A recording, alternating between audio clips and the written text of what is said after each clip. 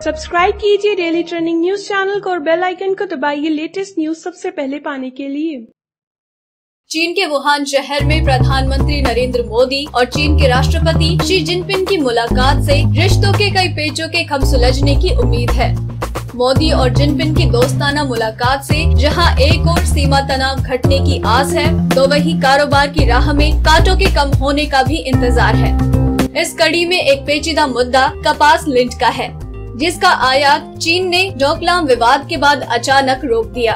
ये निर्यात अभी तक रुका है और साथ ही चीन के बंदरगाहों पर अटके हैं करोड़ों रुपए लागत के कंटेनर। ऐसे में इंतजार है कि पीएम मोदी और राष्ट्रपति जिनपिंग की बातचीत पहले से चीन की एक तरफ झुके कारोबारी तराजू को बराबरी में लाने का कोई नया फॉर्मूला निकाल पाएगी।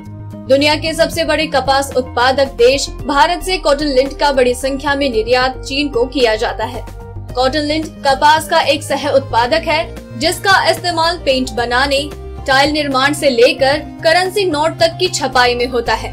चीन कॉटन लिंटर का सबसे बड़ा आयातक है और भारत में पैदा होने वाले 2 लाख टन कॉटन लिंटर में से 80% की खपत चीनी बाजार में होती है। मगर चीन ने डोकलाम विवाद के बीच अचानक भारत से होने वाले कॉटन लिंटर का आयात रोक दिया। दिसंबर 2017 से उसने भारत से होने वाले इस कपास आयात पर ये कहते हुए प्रतिबंध लगा दिया कि ये कॉटन लिंटर नहीं बल्कि कॉटन वेस्ट है। भारत से वुहान पहुंचे कपास निर्यातक सुमित गुप्ता कहते हैं कि अक्टूबर 2017 से चीन ने अचानक कॉटन लिंट के निर्यात पर रोक लगा दी। हमारे ही करीब 100 करोड़ रुपए के उत्पाद कंटेनर चीन ने कई महीनों से रोक कर रखे हैं। चीन के इस फैसले को भारतीय निर्यातकों ने चुनौती दी है। भारतीय कारोबारियों ने चीन की अपनी सरकारी लैब से सर्टिफिकेशन हासिल करके ये बताया कि भेजा गया उत्पाद कॉटन लिंटर ही है, लेकिन इसके बावजूद चीनी एजेंसियां इसे स्वीकार करने को तैयार नहीं है। चीन इस उत्पाद के WTO कोड को भी स्वीकार नहीं कर रहा, जिसके आधार पर भारत, जापान, स्पेन सहित कई अन्य मुल्कों को इसका निर्यात कर रहा है। इस मामले को भारत सरकार की तरफ से मार्च 2018 में चीन के वाणिज्य मंत्री की भारत यात्रा के दौरान भी उठाया गया था। इसके अलावा चीन स्थित भारतीय दूतावास लगातार इस विषय को चीन सरकार के साथ उठा रहा है, लेकिन इन प्रयासों का भी अभी तक कोई नतीजा नहीं निकला है। जहां एक तरफ लाखों रुपयों का भारतीय माल चीन के बंदरगाहों पर अटका है, वहीं भविष्य का ऑर्डर भी अधर में है। ऐसे में कुछ व्यापारी प्रधानमंत्री नरेंद्र मोदी की चीन की यात्रा के मद्देनजर समाधान की आस लेकर चीन पहुंचे हैं। उनकी उम्मीद है कि राष्ट्रपति शी जिनपिंग के साथ अनौपचारिक मुलाकात में पीएम मोदी भारतीय निर्यातकों की परेशानी का मुद्दा भी उठाएंगे। कॉटन लिंटर कपास की फसल से निकलने वाला एक सह उत्पाद है। महाराष्ट्र के कृषि व राज्य आयोग के अध्यक्ष पाशा पटेल के मुताबिक कॉटन लिंट का निर्यात भारत में कपास किसानों को सही मूल्य दिलवाने के लिए बहुत जरूरी है। यदि निर्यात गिरता है तो इसका सीधा असर कपास की कीमतों पर होगा। कॉटन लिंट निर्यात में गिरावट कपास की कीमतों में प्रति क्विंटल 400 से 500 रुपए तक गिरावट आ सकती है। ये कपास जैसी महंगी फसल उगाने वाले किसान के लिए बेहद खतरनाक होगा और दाम न मिलने पर उसके सामने आत्महत्या के अलावा कोई चारा नहीं बचेगा। महत्वपूर्ण है कि देश में होने वाली किसान आत्महत्याओं में सबसे बड़ा आंकड़ा कपास किसानों का ही है।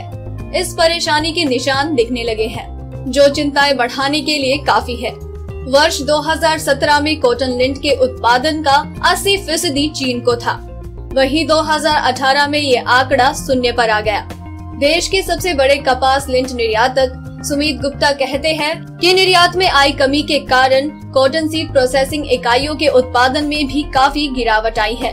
इसके चलते कॉटन सीड के जो दाम दिसंबर 2017 में 2200 रुपए प्रति क्विंटल थे, वो अब घटकर 1600 रुपए प्रति क्विंटल रह गए हैं। इस मुद्दे पर चिंता इसलिए भी ज्यादा है क्योंकि बीते साल कपास के बेहतर दामों के चलते बुआई का रकबा 36,000 हेक्टेयर से इस साल बढ़कर 42,000 हेक्टेयर तक हो गया है। ऐसे में यदि कॉटन लिंट जैसे उत्पादों के निर्यात का दरवाजा नहीं खुलता तो प्रभावित किसानों की संख्या काफी ज्यादा होगी। जाहिर तौर पर महाराष्ट्र और आंध्र के अलावा कपास किसानों का ये मुद्दा विधानसभा चुनावों की ओर बढ़ रहे राजस्थान और मध्य प्रदेश की राजनीति को भी प्रभावित कर सकती है। भारत और चीन के बीच कारोबार रिश्तों की एक ऐसी फांस है जो अक्सर टीसती है। दोनों मुल्कों के बीच यूं तो करीब 5 लाख करोड़ का आपसी कारोबार होता है, लेकिन इस कारोबार में भारत का आयात ज्यादा है और निर्यात लगभग 1/3। भारत लंबे समय से इस कारोबार के तराजू को संतुलित करने की कोशिश कर रहा है। अगर आपको हमारी ये स्टोरी पसंद आई तो इसे लाइक करें और अपने व्यूज हमें कमेंट करके जरूर बताएं। डेली ट्रेंडिंग न्यूज की रिपोर्ट सब्सक्राइब करें हमारा चैनल ऐसी ही लेटेस्ट और इंटरेस्टिंग न्यूज के लिए।